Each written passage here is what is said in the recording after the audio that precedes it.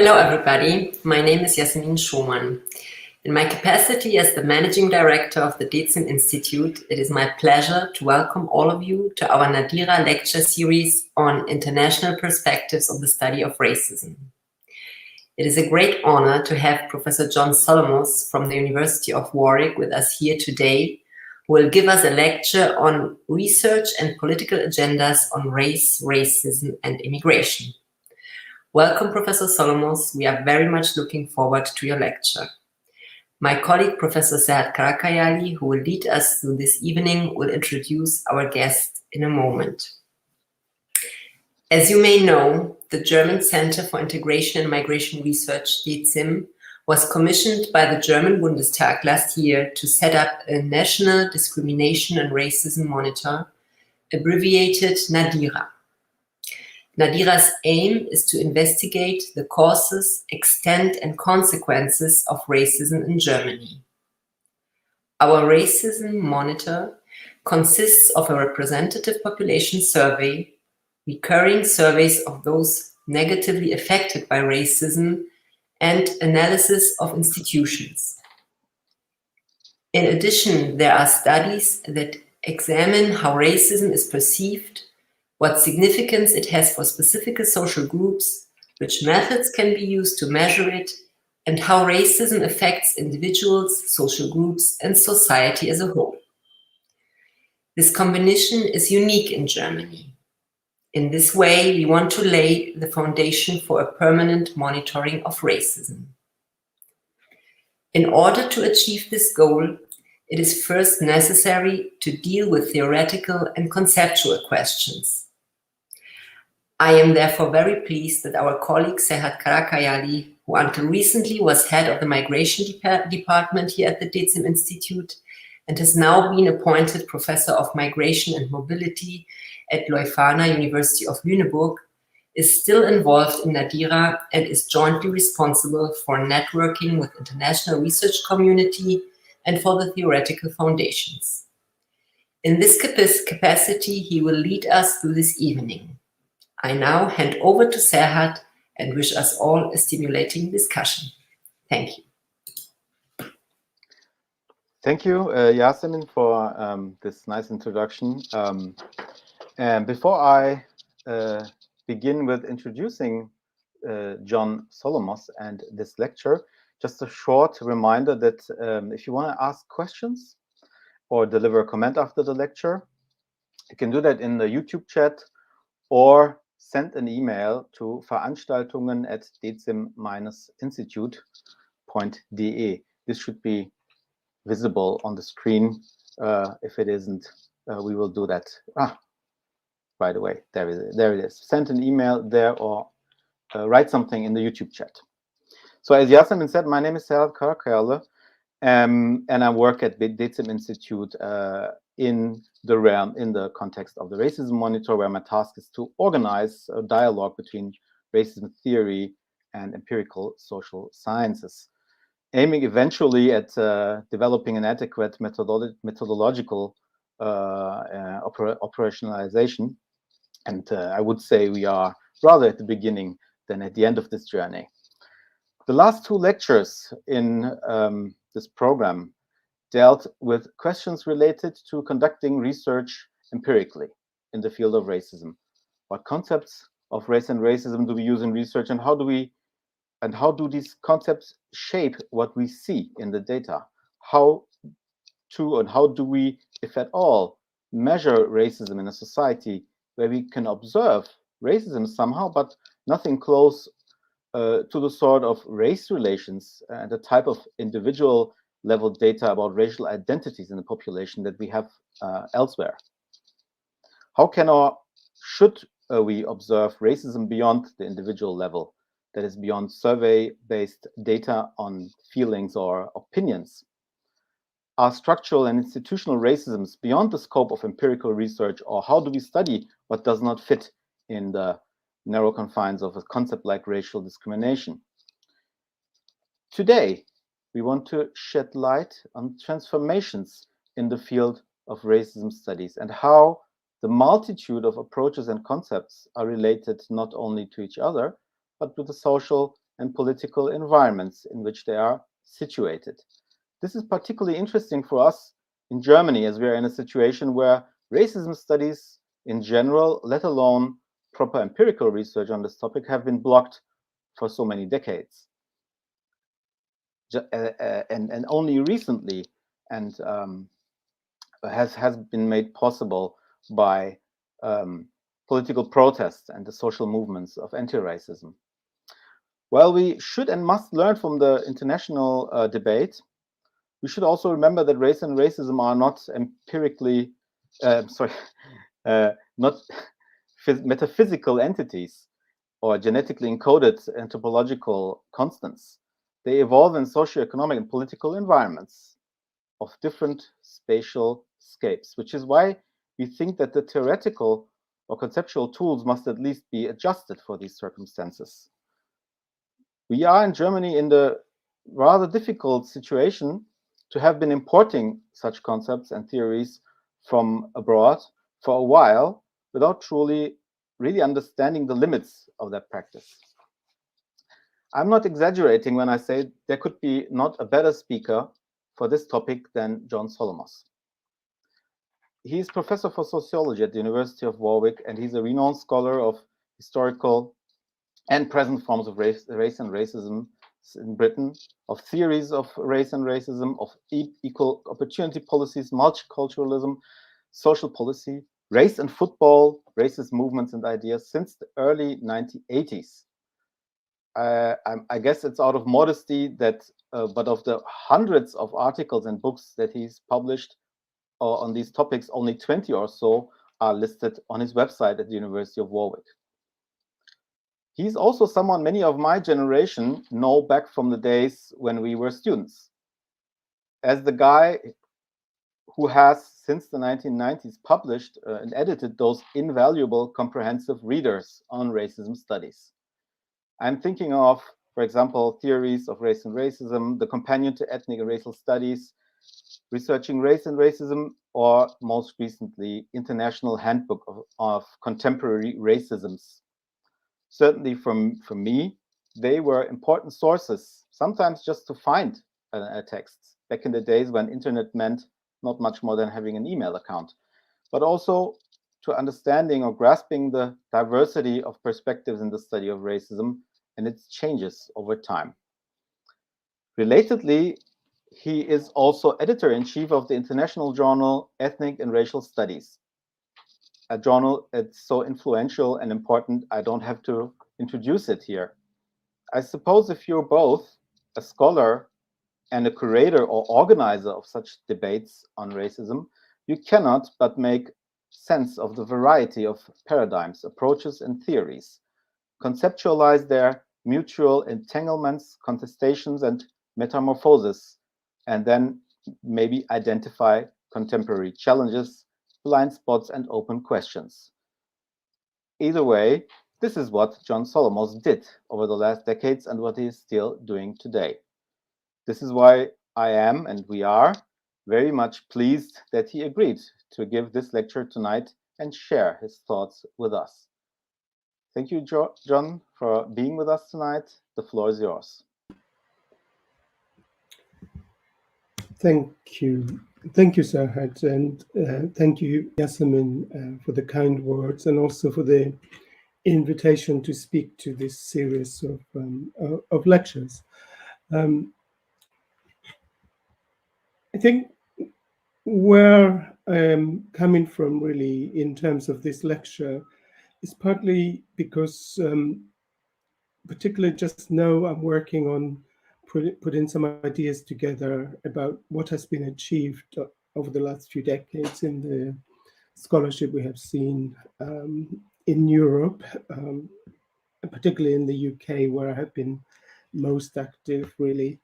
in my career, and also in the kind of ways in which we have a kind of ongoing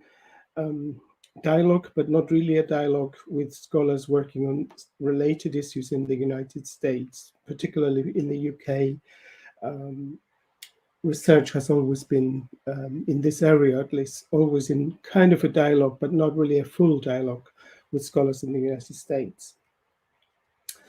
And I think just to summarize where I think some of the issues that I'm going to cover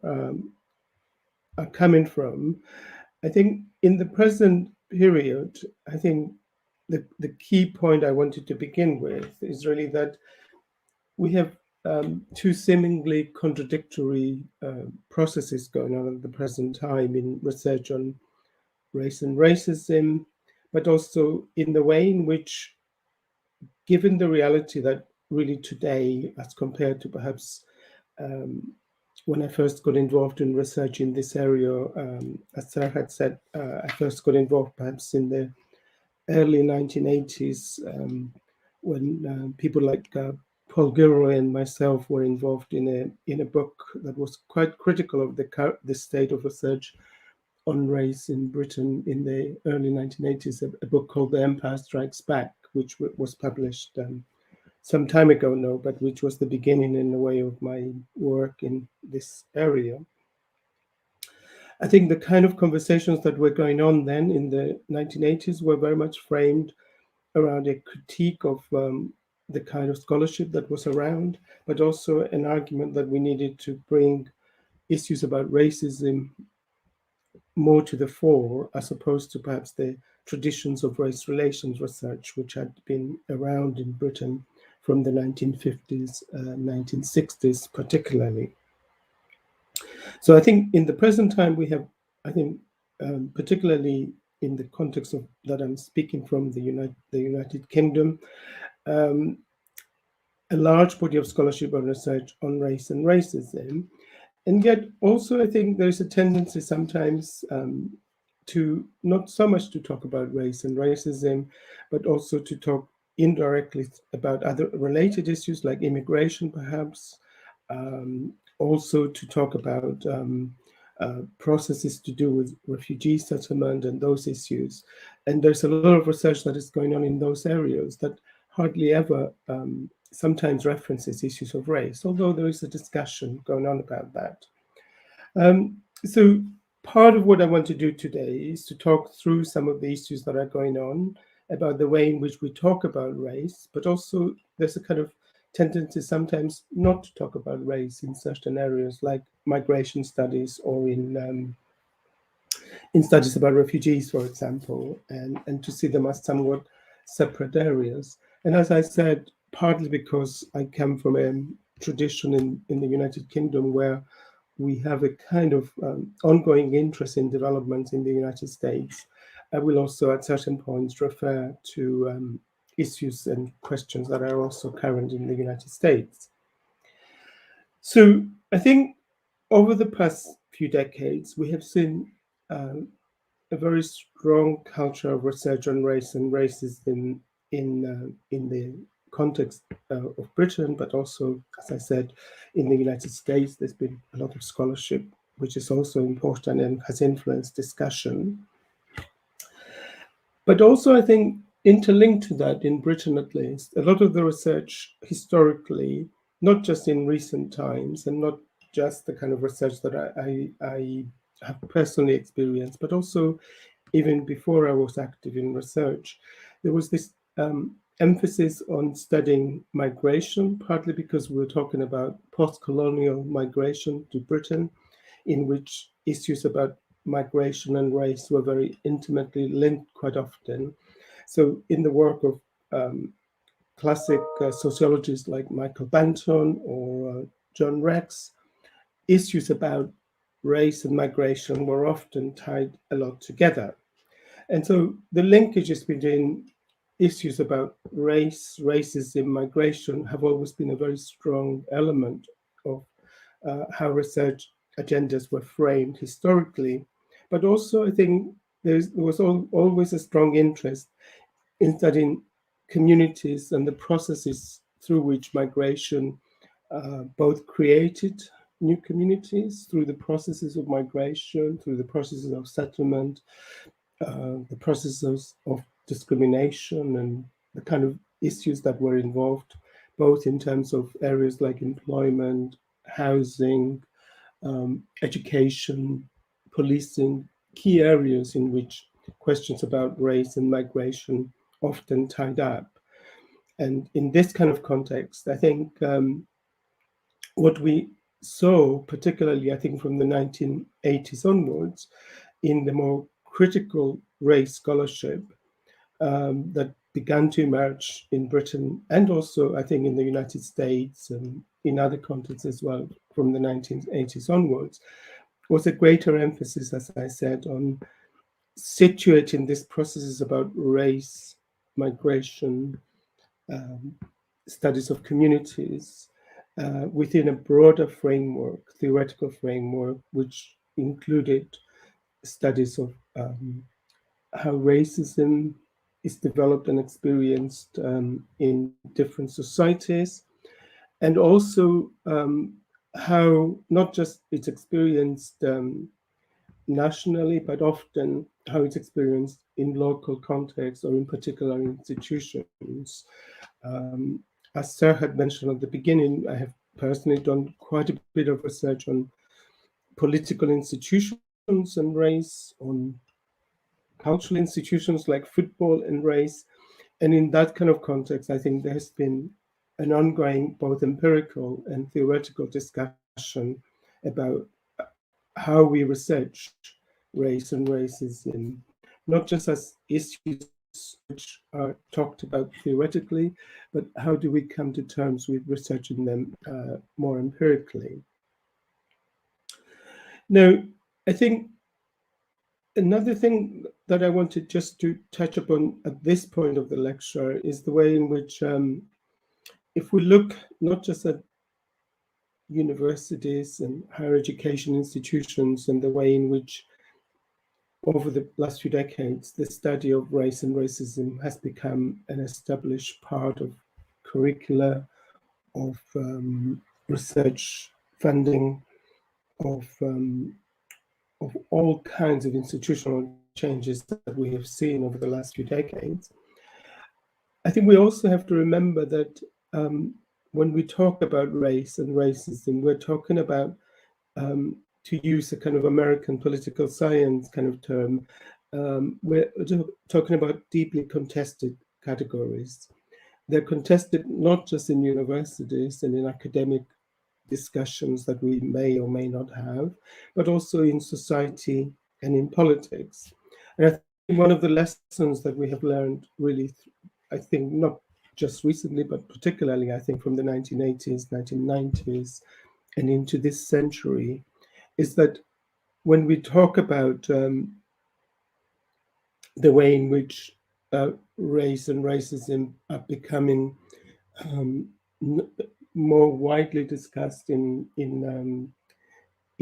university institutions, in other institutions, it's also important to remember that alongside these scholarly research kind of discussions, there are often ongoing political discussions in society or discussions going on in civil society in particular cities or towns, in particular institutions. I think in the context of the United Kingdom, for example, the police as an institution has had a kind of ongoing discussion about race and how it deals with issues about race and racism, going back really to the Stephen Lawrence killing, the debates about institutional racism in the police. Another big institution in society, the educational system, has had an ongoing discussion, really going back even further, perhaps about 50 years now. We have had ongoing discussions about the position of racialized minorities in the educational system, their levels of achievement, the problems they face in terms of racism or exclusion from the education system, etc. And of course, more recently, in this pandemic that we're living through, we have had a lot of discussion about the health system and the way in which issues of race and racism intersect in some ways with issues about race and racism as well. So that's just by way of highlighting the fact that when we talk about race and racism as research issues, I think inevitably we get drawn into political and related discussions in society that are going on about this kind of questions. Now, I think part of the point that I would make about that is that really, when we look at these questions, therefore, as real questions for research, but also as real questions in society, we have to be aware that when we're looking at the contemporary situation, there are often changes that are going on around us that we need to try and make sense of and try and understand as we're doing research. It's not as though we're doing just historical research, although there is a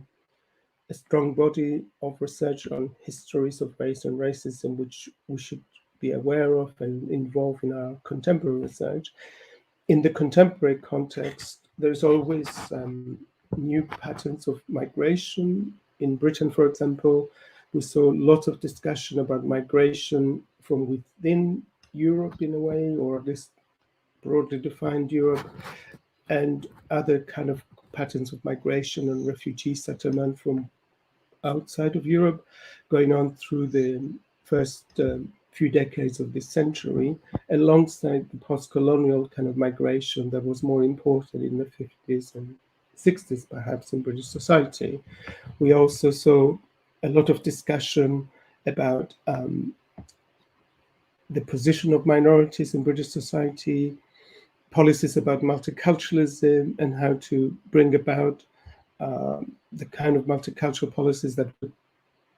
somehow, depending on political ideology, succeed in integration of minorities. And certainly in the context of the last decade, with all the discussions we had in Britain about Brexit, we saw lots of discussion about issues like how far migration, how far the increasing diversity of British society in terms of race, in terms of ethnicity perhaps as well, but also in terms of religion, in terms of culture, how far this kind of increasing evidence of diversity was impacting on issues of national identity, on cultural identity, and on other kind of questions. Now, at one level, of course, this kind of concerns about multiculturalism, diversity, national identity could be seen as concerns from the kind of majority in British society, the kind of white British majority. But also at the same time as we had these discussions going on, we began to see quite a lot of discussion about the legacies of colonialism, the legacies of slavery on British society, and the legacies of racist ideologies and their connections to colonialism and slavery. And these were not just issues discussed within academic research, although there is a lot of interesting research on these issues in British universities. There were also issues which were being discussed in the wider society, in community groups, in all kinds of discussions, perhaps going on within minority communities as well as white majority communities along this kind of context. So when we are researching these issues about race and racism, I think one of the lessons I would like to emphasize is that I think we should always bear in mind that we're not researching issues which are not live. There are issues which are ongoing, and there's changes going on all the time in the kind of issues that we are trying to research and trying to make sense of. Now, I think as developments in this area began to take shape, and I think one could make the argument that particularly at the beginning of this century, in these first 3 decades of this century, I think what has become, I think, more important in current discussions is that we have seen a kind of proliferation of paradigms, perspectives. We have seen this in the United States with various versions of critical race theory, racial formation theory, systemic racism theories, a kind of often related group of theories which are more critical, perhaps, about the kind of context of racism in American society. But also, I think in Europe, not just in the United Kingdom, I think, we have seen the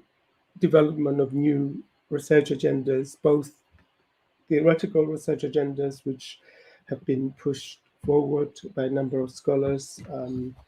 In the British context, particularly in the early part of this century, there was the work of scholars like Paul Gilroy, Stuart Hall, who perhaps tried to bring into the theoretical discussion, but also into some of the more historical discussion, a more nuanced, a more cultural studies, I guess one would say, critical perspective on race, which is not easy to subsume under the American categories of critical race theory or systemic racism or those categories that perhaps become more common in this kind of context. So I think we have seen, or particularly in this kind of period of the last 3 decades, in this century, I think, much more a kind of diversity of perspectives, claims to perhaps bring about a better understanding to a particular kind of perspective. And I'm less interested in a way in sort of saying that I would put all my efforts into a particular perspective to answer all the questions that we have to research empirically or theoretically about race and racism in contemporary Britain or in contemporary Europe, or more comparatively, because it seems to me, and maybe this is me, it reflects my own experiences. I don't think always searching for one theoretical perspective is that helpful, because it tends to exclude things we can learn from talking across theoretical perspectives. If we take, for example, a point I touched on earlier, the way in which research on migration and refugees has sometimes been carried out as though it is a separate field and from the study of race and the study of racialization, the study of racism. I'm not,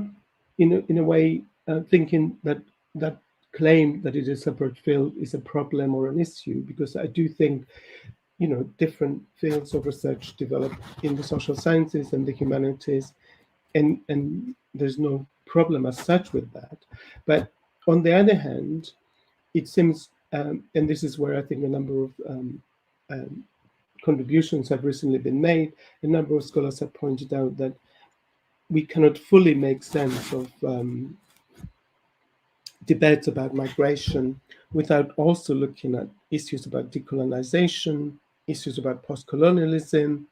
and issues about race in that kind of sense. So I think it's important that we keep open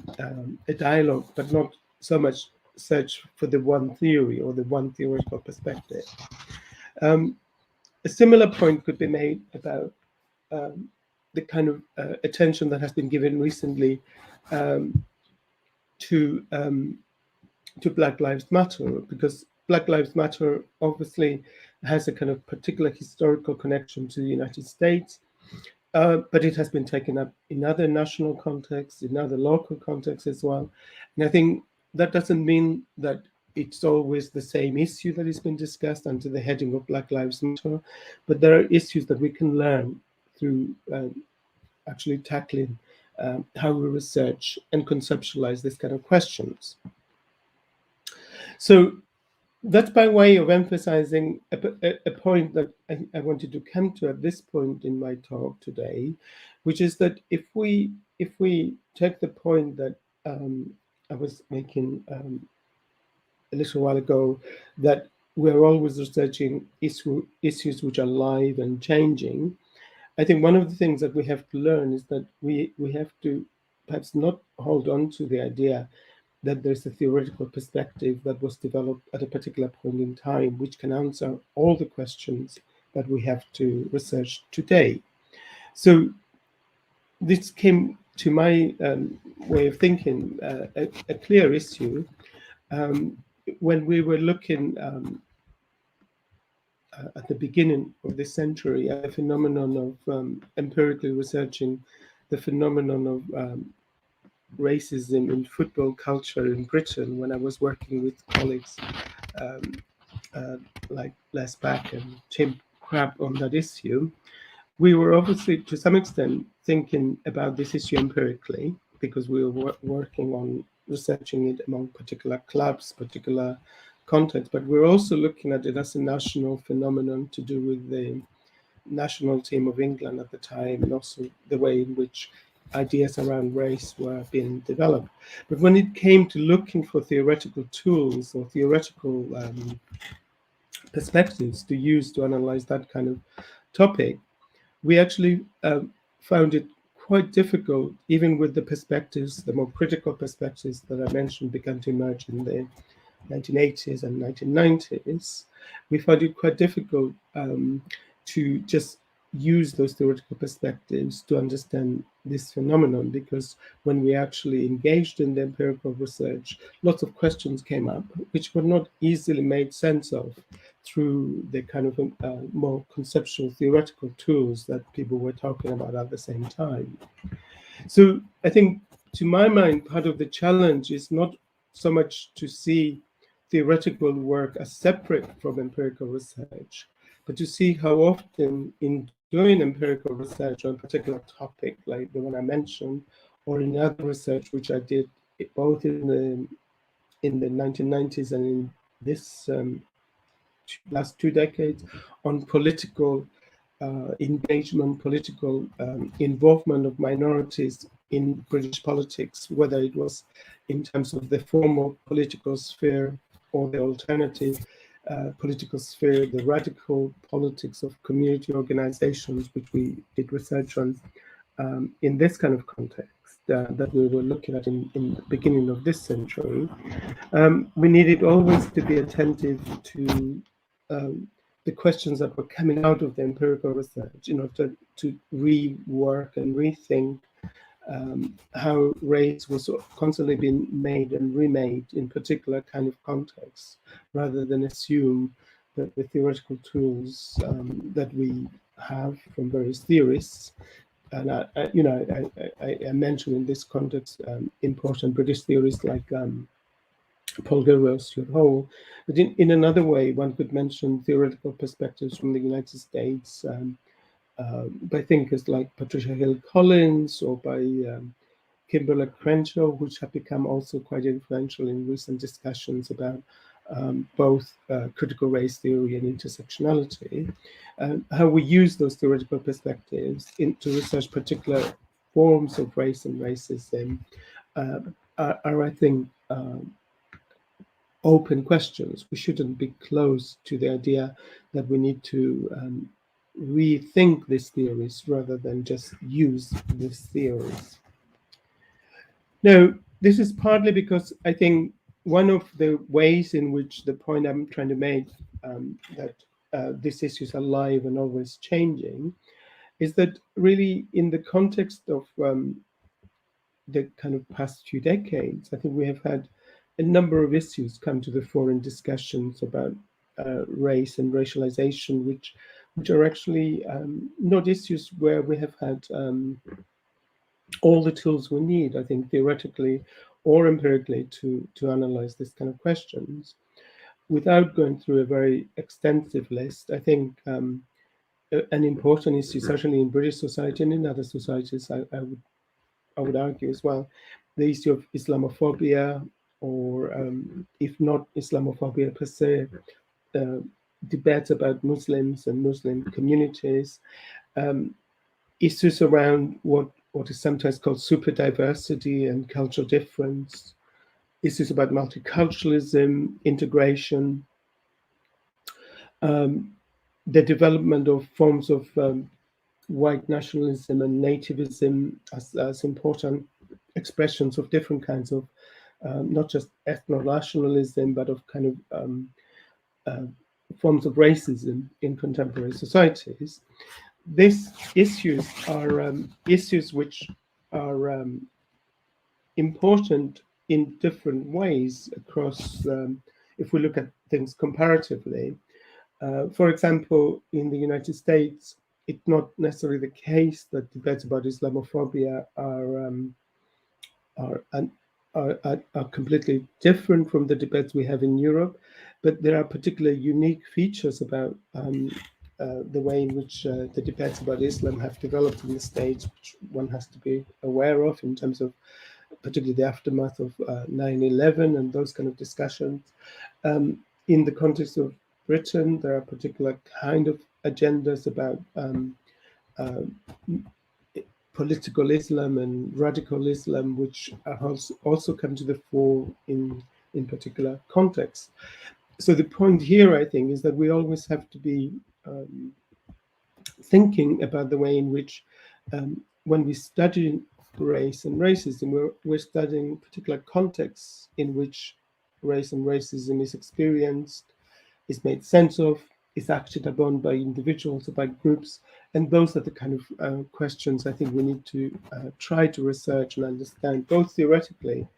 and I'm not trying to reduce the importance of theoretical research, but also I think critically in terms of the theories that we adopt. So my general thinking, as I'm thinking through these things just now in some of the work I'm doing, is that perhaps one of the ways in which discussion has narrowed is that we have had perhaps too much of a tendency in some of the recent discussions to think that a particular approach can be the main approach we should adopt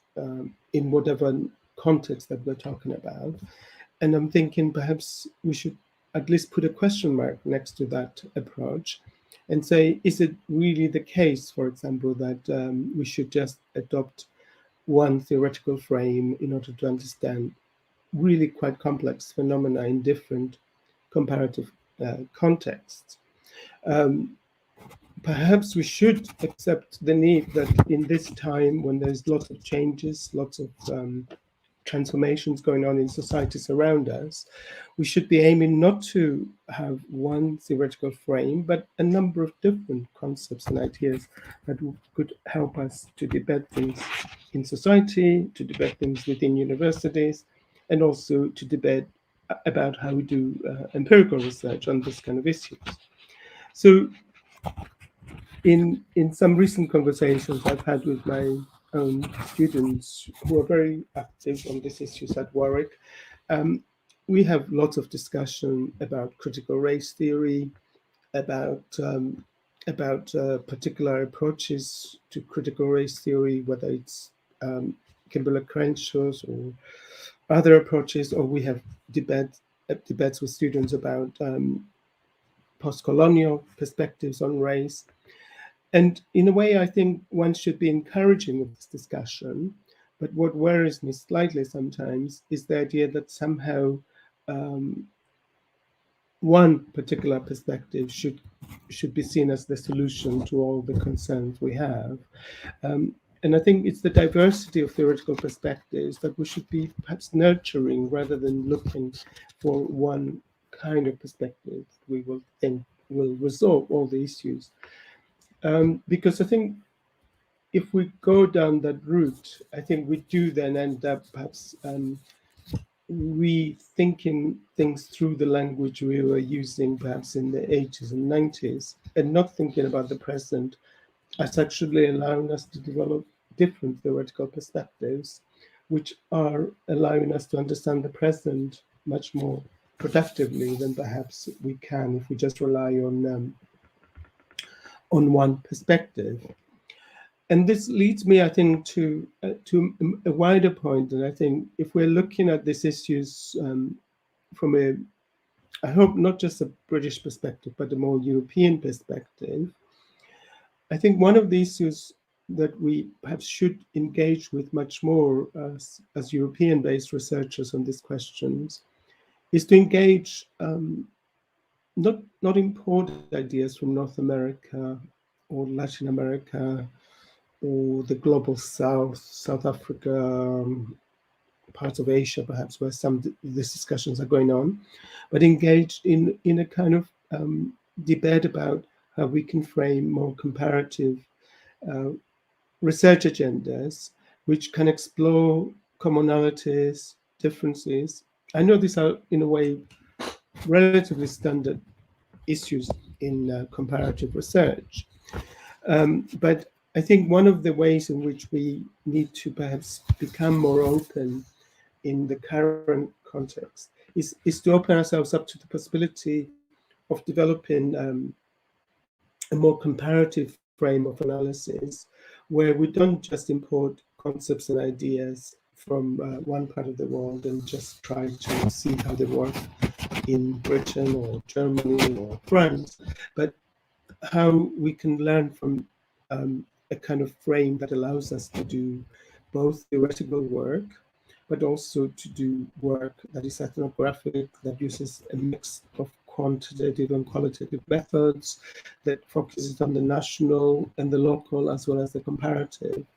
So it's that kind of perspective which I think as European researchers will perhaps need to think through more.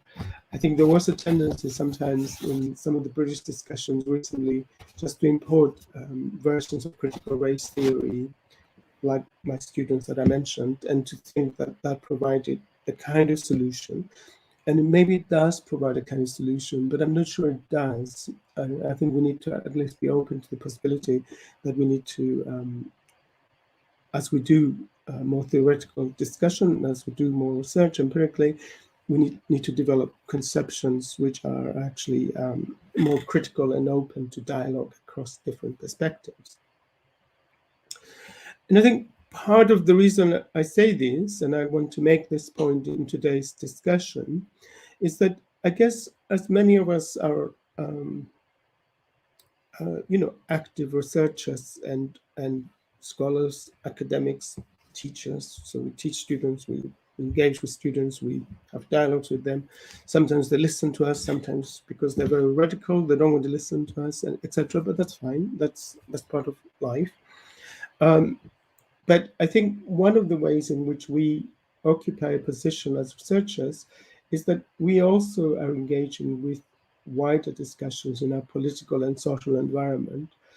So one of the wider discussions that has been going on for some time in Britain, but which is, I think, particularly strong at the present time, is how research can link up to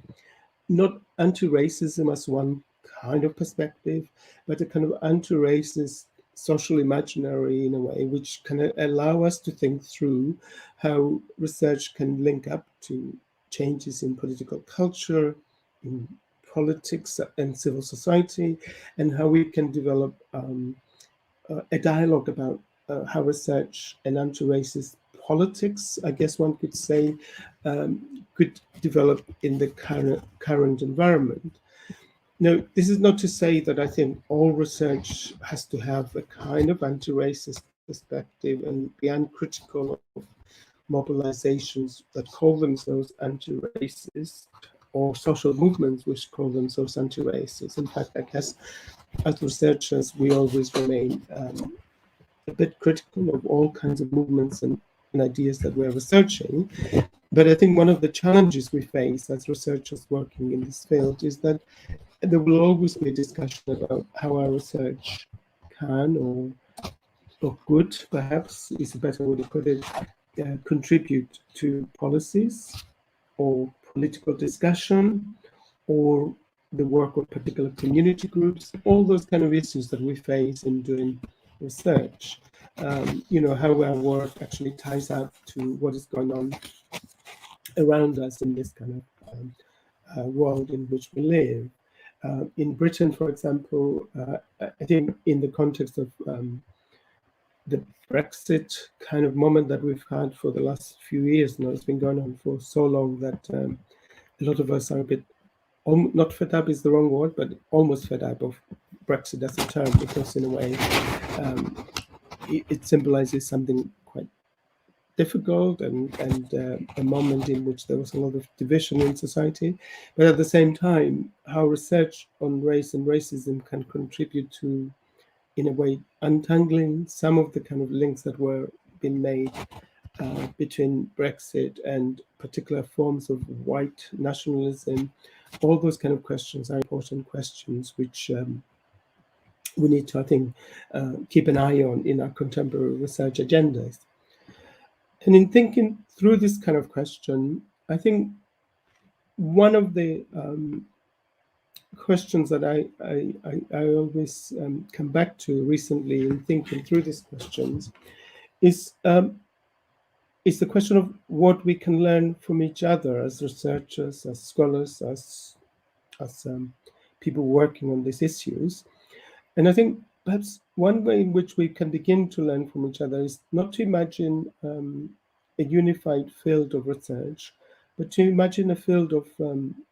research which is actually quite diverse theoretically, but also empirically.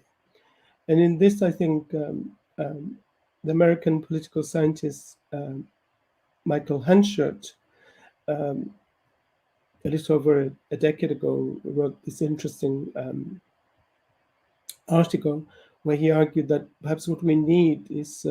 a field of comparative racial politics if we're going to begin to learn from each other, where we begin to do not just macro level accounts of race and politics and comparative accounts at the level of states and geopolitical institutions like the European Union, but also think about how that links up to ethnographic micro-level research about cities, about towns, about communities, and how questions about race are experienced in that kind of way. And I think what Michael Hanchett was suggesting is that this could be a framework in which we think about research not just as a process in which is going on nationally, but which is going on comparatively in the sense of different national contexts, different local contexts, and that we're beginning to do research on a whole range of both empirical and theoretical issues, which can help us to understand the present situation that we're living through in a better way than we have been able to so far. So he made this point, as I said, a bit over a decade ago, but I think it's still a relevant point in the current conversations that we have, in the sense that if our concern is to understand the present better, of course, we need to learn from historical trends and developments from that, but also we need to do the kind of work which allows us to have conversations across national boundaries, but also across micro level and macro level research as well. And again, just to return to the point about the mobilizations around Black Lives Matter during, particularly during 2020, although in practice, of course, the Black Lives Matter movement has been going on since 2013, 14, when the first, not the first, but when particular killings by the police or by, in the case of Trayvon Martin, by a vigilante, led to the original formation of the hashtag Black Lives Matter and then the kind of movements and mobilizations that go around that. I think an interesting way in which mobilizations like Black Lives Matter or other kinds of mobilizations could be understood is to begin to have conversations which can allow us to think comparatively about theory, but also empirically about what kind of research we should be doing in the coming period. Now, I think there are two kind of issues I want to finish my talk with today. I'll just make two final points and then I'll finish. I think the first point I wanted to make is that, as I tried to make clear in this talk, I think we're at a stage in the current period where we can use theoretical perspectives that have been around, particularly, I think, since the discussions that we had in the United States and in Europe from the 1980s, 1990s. We have a range of theoretical perspectives that we can try and draw upon and to use both theoretically but empirically. But I think also we need to be open to the idea that we shouldn't be perhaps aiming to have one perspective to allow us to think through these issues, but to have a kind of a field of research, like Michael Hanchett argued in his article, a field of comparative racial politics, in a way, as he called it, or maybe we come up with another term as we go through this,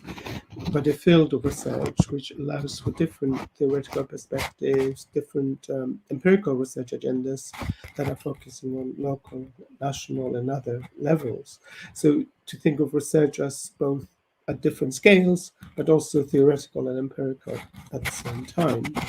And I think the kind of final point linked to that is that if we're going to think of research on these issues in those terms, I think part of the question we need to ask is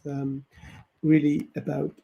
what kind of issues perhaps are the important issues for us to focus, not just research funding on and applications for research funding, let's say, but also to focus some of the theoretical discussion on developing tools that could be developing a dialogue between researchers about the issues we should be researching in the kind of contemporary period. Maybe this is, as I get a bit older, I guess, and I've been around this area of research for some time, maybe I'm searching less for the truth and more for different kind of perspectives. But I do think one of the lessons I've learned in my own experience of doing research is that there is no singular approach that will allow us to understand the complexities of racism today. So we might as well accept that and look for different approaches that might help us to do the job, because the job still needs to be done. So that's the general kind of panel of what I was trying to say today. And with that kind of remark, I'll finish my formal presentation, but of course I'm happy to take questions and respond.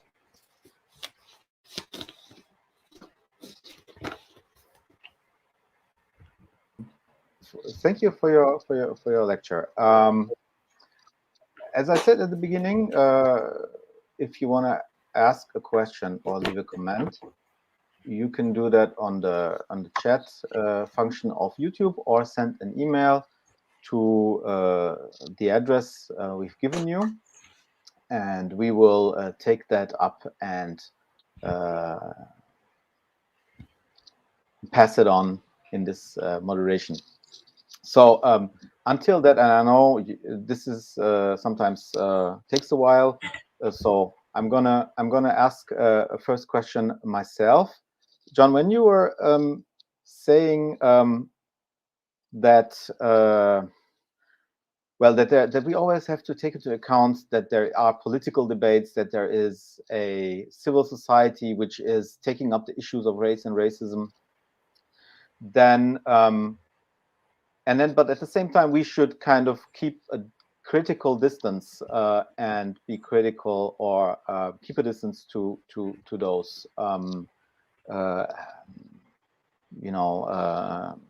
agents in the field. I was wondering, what is your take on, because you've stressed so much the importance of a diversity of paradigms and approaches in the study of racism. What do you make of something that, in my view, has very much developed within the field of these movements or in civil society, namely the multiplication of racisms? I'm coming up with this because of the title of this last handbook that I've mentioned in the introduction. This is a new thing. I think something that you didn't do, or people didn't do back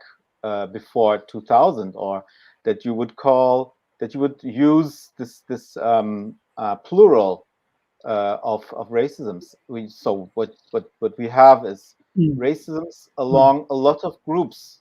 that sometimes are really social groups that exist and have a shared language, shared history, etc., culture, and sometimes they don't. And then you have like organizations who take up or push for certain concepts to be established and to institutionalize in the context, of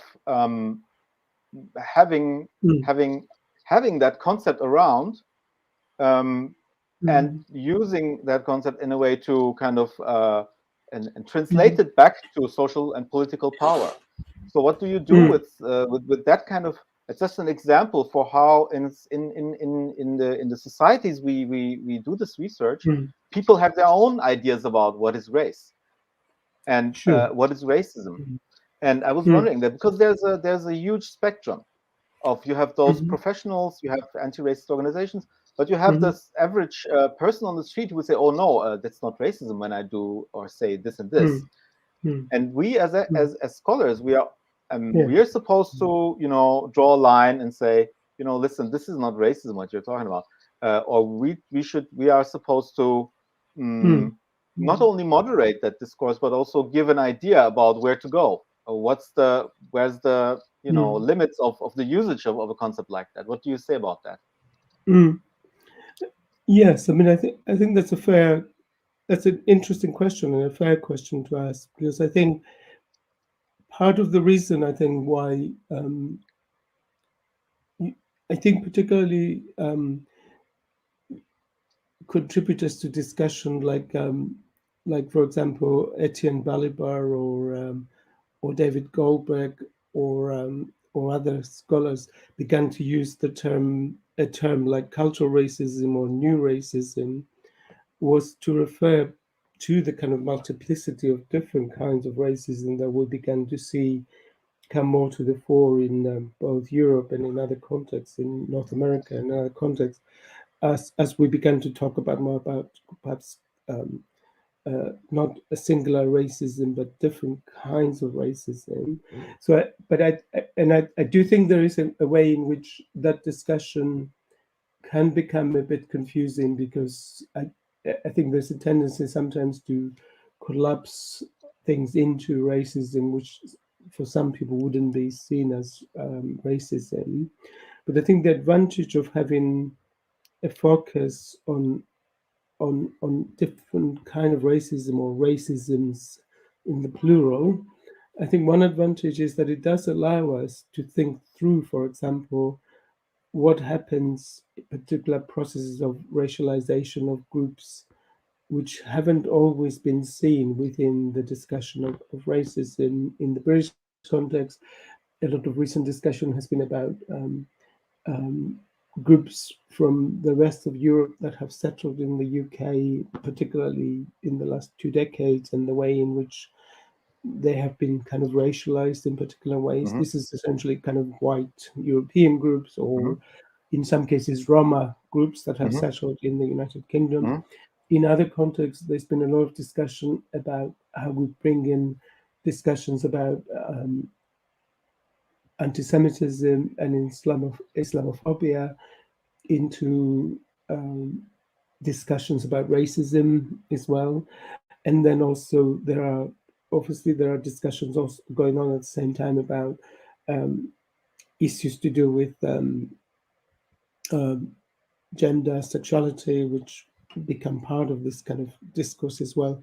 And I think in this kind of way, I think I'm sort of like thinking that plural racisms is kind of okay, but I think what we need to do with thinking through that is think about how we make sense of particular situations, which is why I mentioned at the end this kind of Michael Hanchett perspective of trying to do research, both ethnographic research and also macro level research about the state. Because it seems to me, if you just focus all research on the state, you don't capture the complexities of what's going on in particular situations, in particular towns or cities or institutions. And so, I mean, I think the question you raise is really, you know, complex and difficult in a way to deal with, because I think it can be that we overstretch the concept of racism sometimes. And this is a point that a number of people in the British context were discussing, not just recently, but in previous times. But I do think, I'm still thinking that perhaps it is better to talk about racism in the plural rather than just one racism, because it gives us more flexibility think through different kinds of experiences of racism in different, and also different societies as well as So, but I think the point you raise, I'm not saying there's an easy answer to it actually, but I think it is a kind of issue that we should be discussing and having a conversation about. I have two questions now from the audience for you. We'll just put them together. And one of them asks, since you are stressing so much the one approach that we shouldn't apply, or that the one approach that we should avoid at any cost, that we should be, accept the multiplicity of paradigms to grasp the complexity, etc. Well, is there one approach you have in mind when you say that? Something that is very popular or is very important today, and the other, and probably the answer to that might be very short. And you have mentioned the important theories from the 80s and 90s, and the question goes: do you see any recently published new theories which you see as important in the field of race and racism? I think I don't want to, in my conversations with my students, the one area where they always write all their essays is that they're going to adopt a critical theory approach, and I don't discourage them from that, and I think it's fine if they adopt a critical theory approach, but I do want them to explain to me what critical race theory is before they adopt it, and that is where I get stuck sometimes in implementing a kind of a term as a research tool, and it seems to me it's, without putting all the kind of discussion about critical race theory, I think there is a multiplicity of approaches in America, in Britain. I guess in Britain recently, a lot of the focus has been on post-colonial race theory rather than critical race theory, though critical race theory is also present in the United Kingdom. And a lot of the discussion in America has been not just about critical race theory, but about systemic racism and, the approaches associated with people like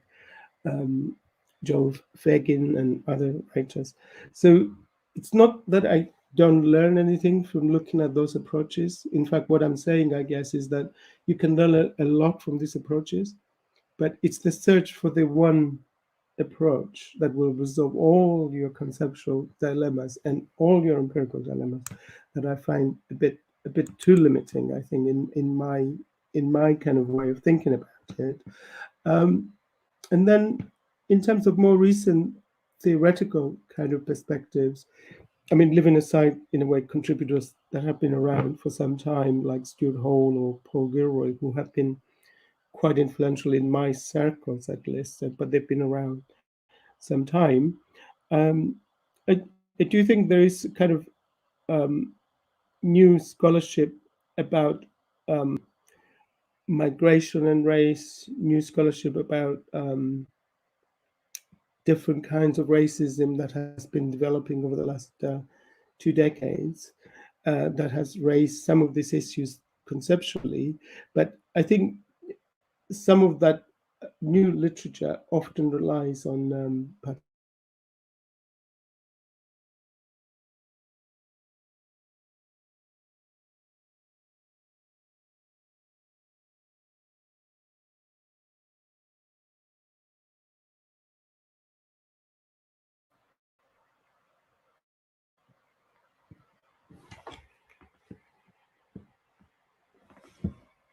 I mean, I think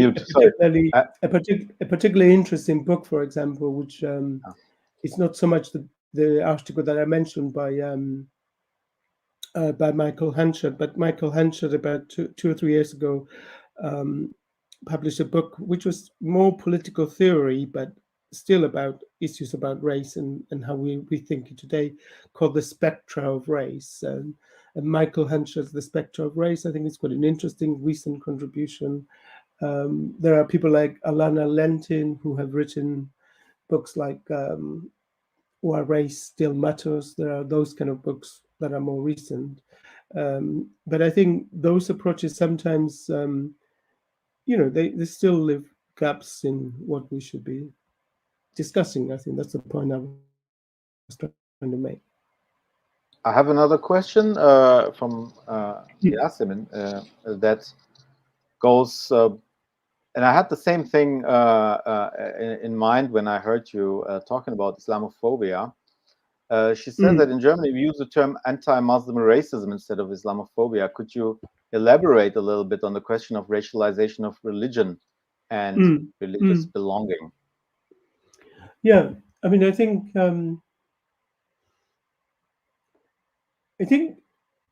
there was even in the early stages of research. I say early stages, but I mean actually in this case I don't mean the early stages. I mean probably in the 80s and 90s, before the discussions that we have seen more recently in Britain. There was a tendency to study religion a bit separately from race. So there was a kind of tendency to study particular religious minorities like Muslims or other religious minorities from a kind of angle of religion. But I think essentially what forced the issue in Britain was controversies like the Salman Rushdie controversy in the 1990s about satanic verses. And then after 9/11 and after the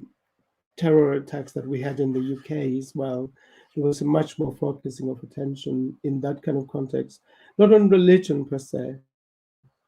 but on religious minorities, particularly Muslims, because of the connections that were being made between religion as a kind of tool for extremists to mobilize around in a way. So I guess what has tended to happen in those discussions is that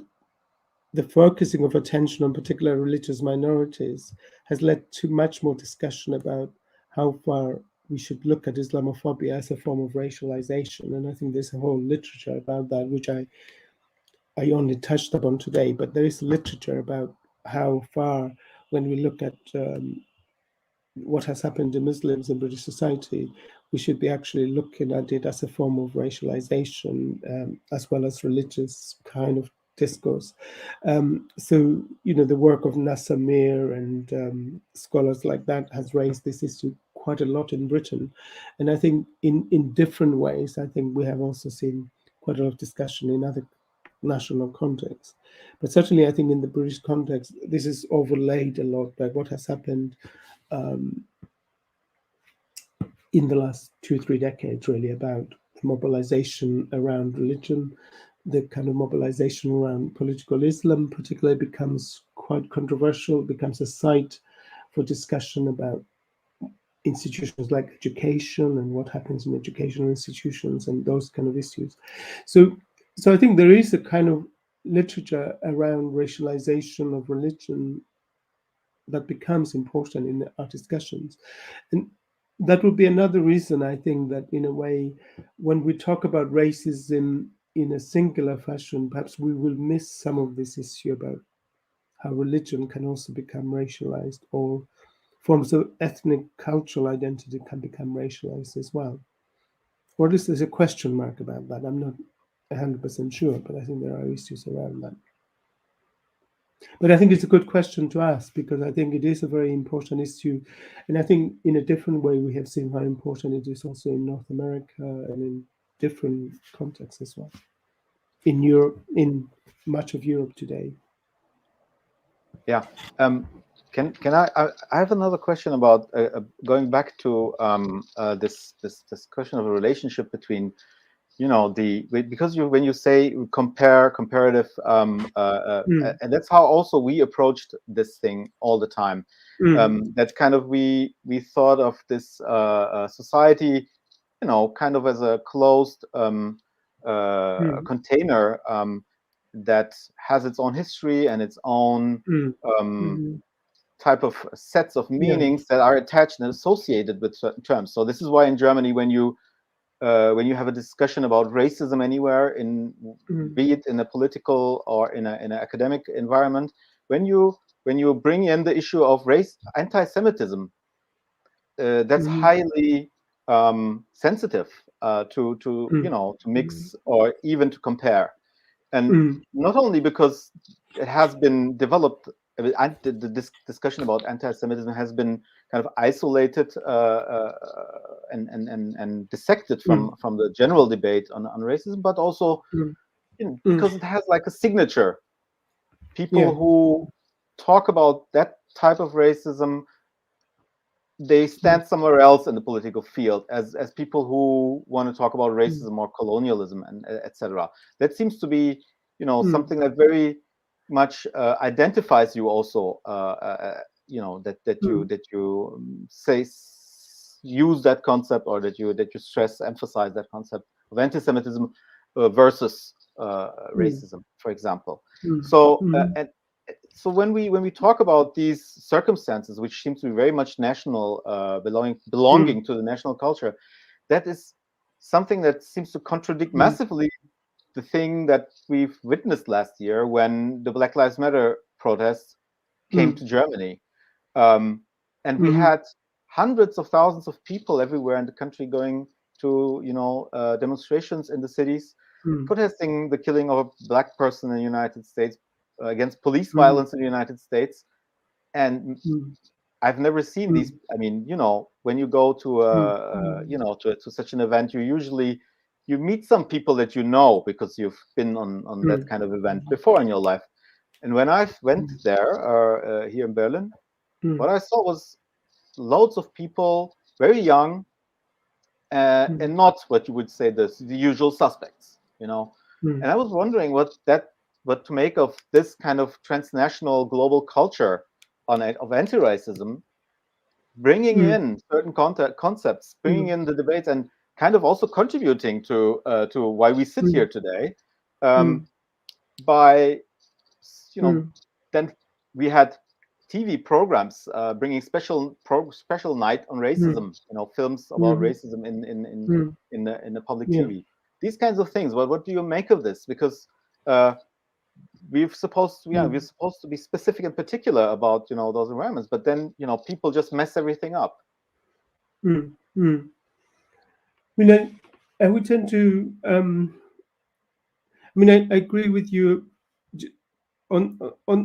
the point about anti-Semitism. I think there is a way in which discussion in this country is different, perhaps, but they tend to be seen as somewhat different fields rather than the same. But I would tend to think that there is more conversation that is trying to be, or people are trying to develop a kind of conversation about anti-Semitism and racism as phenomena which are linked, but it's obviously different in different contexts, the way we talk about this, perhaps. But I do think that the example you gave about the mobilizations around Black Lives Matter do highlight the way in which, when we talk about anti-racism, we tend to talk about it from a particular angle sometimes of particular histories, and yet we saw through Black Lives Matter as a more not exactly global, but semi-global phenomenon. Perhaps it affected large parts of the world, not every part of the world, but large parts of the world. And yet at the same time, I guess part of the challenge is that in each context there are particular histories, particular contexts, political, spatial, in the sense of cities, that we have to take account of. So part of the challenge, I guess, in thinking about anti-racist mobilizations is that they do take place at certain flashpoints, like, for example, when the killing of George Floyd happened and the mobilizations that kind of grew out of that. But at the same time, they have often a much longer gestation history about concerns in the United States, particularly about police killings and violence against both Black men and Black women. And those kind of histories are specific, but at the same time, they become symbolic of something more general. So I think, to my mind, though, that particular point would fit into this argument about the need to develop possibilities for not thinking about the national as a container, like you said, which is different from other containers, but to think about commonalities and differences more. And I think that's part of what I think is interesting about discussing these issues that we're doing today and the research that is going on at the present time, that I think people are beginning to move away from a kind of a model of comparative research, which is like, almost like seeing each state as completely not separate, but at least unique, and looking for ways in which there are commonalities, differences that we could research and use theoretical tools to research, but at the same time do kind of more grounded research to explore policies, to explore politics, to explore particular institutions. And I think that's the kind of comparative research that would perhaps also question the view that each national story is different. Not that they would have to be the same, because I think there are still important issues about context and environment which are framed by national histories and by particular histories within Europe or particular histories in North America of particular kinds of colonialism, etc. And slavery, colonialism, slavery, those kind of histories in North America are part of what I think shape the present, and our own histories in Europe. Histories of the particular example of what happens in discussions today about Islam is not necessarily just a recent phenomenon in Europe, because we have had previous histories of relationships with Islam, which have also shaped some of the historical imagination in Europe, and which certain politicians rely on, like for example, the kind of rhetoric of somebody like Viktor Orban in Hungary is very much premised on a kind of fear of Islam or fear of the other, which he uses as a historical point of reference point, really. And I think those kind of issues are issues that would be interesting to research in different contexts, I think. But I don't think we'll find always the same kind of balance of things, but I think it's useful to discuss across and to, that's part of the point I was trying to make. It's not so much that we're all the same, but that we can learn from each other and that we can learn from the research that we do.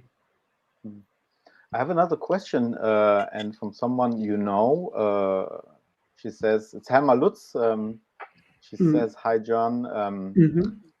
You probably remember that a couple of years ago, we were working on a research project about theories of anti-racism. The question is, why do people engage in anti-racist movements? What exactly triggers their interest, and how to build a theory from there? Yes, I mean, I think that is the kind of empirical question which I think has not been fully researched. We didn't get the funding for that research, so we didn't do the full research actually at the time. So, but that is exactly, I mean, that would be one example of the kind of research that could be done. In one of my current projects, which I'm just beginning work on, one of the areas we're looking at is what kind of values and activities help mobilize support for refugees in contemporary London. And one of the issues we're asking in the various, at the moment, we're trying to work with one or two community groups that are set up really to help refugees settle and gain some kind of space in London and to improve their living conditions in London, really, and their mobility in London. And I guess one of the issues we're asking with these organizations as we work with them is what are the kind of not so much just the activities that they're carrying out as organizations to help refugees and asylum seekers gain some kind of position and stability in London, but also how they kind of mobilize resources from wider communities, from government, from other institutions to provide support for refugees and asylum seekers. And I think what that research is highlighting for us is that there is a space in society that mobilizes anti-racist values, one could say, or at least values of welcoming and sympathy for people who are living in precarious conditions. And it's how those values are mobilized politically and socially, which is perhaps what underpins anti-racist mobilizations. It doesn't always mean they're successful, but I guess one of the things we're trying to find out in these organizations is how they have mobilized support for refugees and asylum seekers, not just from themselves as organizations, but from wider groups in society. And I think part of the reason why that's important to research is that it also counters the kind of view, particular view which became very common in Britain with Brexit, is that almost the whole of the country was anti-immigrant, anti-refugees, anti-asylum seekers. Because in practice, of course, there are people who are anti-immigrant, anti-refugee, but there are people who are also actively welcoming, or at least trying to welcome, or trying to develop resources to welcome. And it's how those mobilizations happen that I think is important to research. But I do think Helma's question would be an interesting one to research. Yeah. Yeah, I have another one. I thought it was quite provocative, but I understand that it's meant to be a little bit to kind of maybe pose a question about the limits of the diversity and the multiplicity of the conceptual landscape that you draw and that you welcome in a way. And the question goes that in Germany there is we observe the well, it's not a concept, but it's people saying that if you if you show hostility towards members of the white majority, that we could call that racism against whites. That to classify that kind of ethnic prejudice against whites as anti-white racism. So what do you do with that? Is that something you would kind of include into the family of theories of racism? Because when I look in, when I look at what you do and the kind of things that you edit and that what you include in this encyclopedia of racism theories and studies, I didn't see much of that kind of term. So where do you people can do that with a very formal definition of racism? And what would you say to someone who comes up with that kind of notion? I mean, you're right that I think in that latest handbook you mentioned, and in probably the other things I've edited, we have not included so many. Well, we have not included any, to be the correct answer, studies that focus on that. I think it's partly because I mean there are discussions going on in Britain which not so much talk about forms of racism against the white majority, but which try to distinguish forms of white nationalism from racism. And the people who are working on that kind of argument are part of academic communities, but they wouldn't necessarily think of being the same academic community as me. So I guess they don't really want to engage with what I do. And so I guess one of the reasons we haven't engaged with that kind of argument is not so much that we don't want to engage with it, although I have written a bit about it, but I haven't actually included them as a perspective. But it seems to me part of the argument becomes a kind of legitimation almost of in the context of Brexit, for example. It was an argument that forms of white nationalism are not necessarily racism, they're just an expression of a love of one's country, which are the kind of arguments you see developed by policy thinkers like David Goodhart, or by academics like Eric Kaufman. I guess they're expressing those kind of ideas. It's not, I think, that those ideas shouldn't be expressed, because I think there should be space to discuss these ideas. It's not ideas, though, that I think necessarily take the discussion that much forward, because rather than exploring this issue, they want to cut off discussion. So they want to say, this is not racism, this is just a form of good nationalism. And therefore, so they're almost engaging in the kind of political fight almost. And in a way, I guess they should be allowed to engage in that political fight. So I'm not one of those people, perhaps, which would say that people should be excluded from academic positions if they have such views. But there hasn't been a possibility always to have a conversation with these people, because they don't see me as part of their network. And I probably don't see myself as part of their network as well. Although, as I said, I think if they're part of academic life, I don't think we should completely exclude people from academic life, partly because if we exclude them, there's no rational reason sometimes why people shouldn't come back and exclude us at some point. So I'm always very nervous about excluding people from academic life, because it seems to me, there but for the grace of God. There is that argument as well, which seems to me to be relevant in some of this discussion.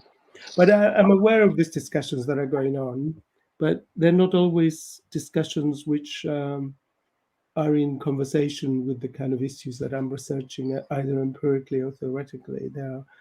They're more espousal of particular kind of views, I think. In one of my books recently, I have discussed them a bit. But that well, this is sometimes maybe it's sometimes easier when you have a clearer line between the public and political debate and the academic debate, when you can draw that line and maintain it. While as what this institute is doing is rather exactly not to blur those lines and to actually provide a service to the public and to the state by coming up with numbers, coming up with a definition, coming up with proper descriptions of the situation. And there's and that's much more difficult then, because you can't withdraw yourself from that kind of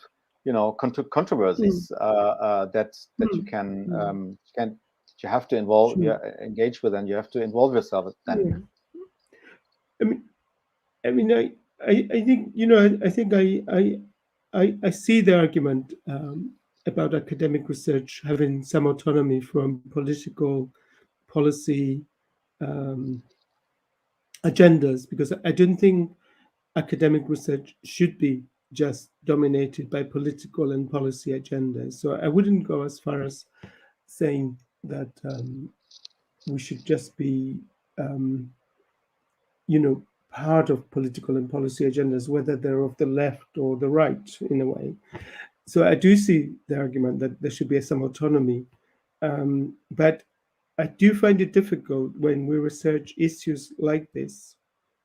racism, or more specific issues. Like, let's say, for example, one is researching the last 20 years of police shootings of Black men or women in the United States. It is difficult when you're researching these issues. Or the example I gave of researching racism in football or racism in political institutions. It is difficult when you're doing that empirical research as well as your theoretical research to remain completely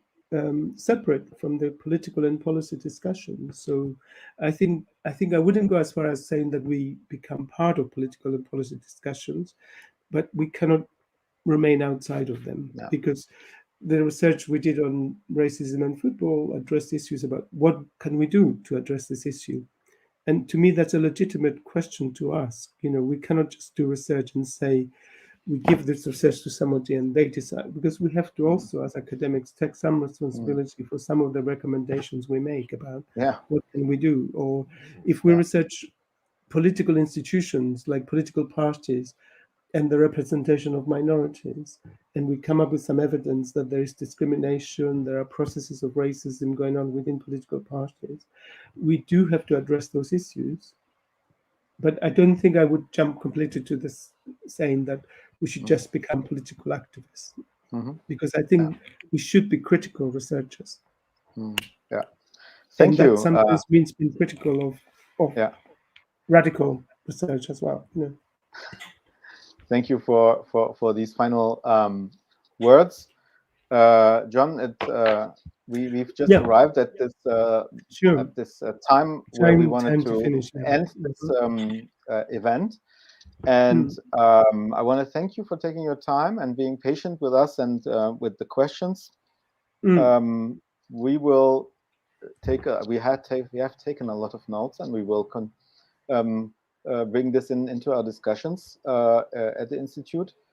Then before everyone leaves for dinner or drinks, let me just announce the next lecture, which will take place on 16th of November with Dominik Hangartner about, the title is Monitoring Hiring Discrimination Through Online Recruitment Platforms. Have a nice evening altogether. Bye-bye. Bye-bye, everybody. Bye-bye.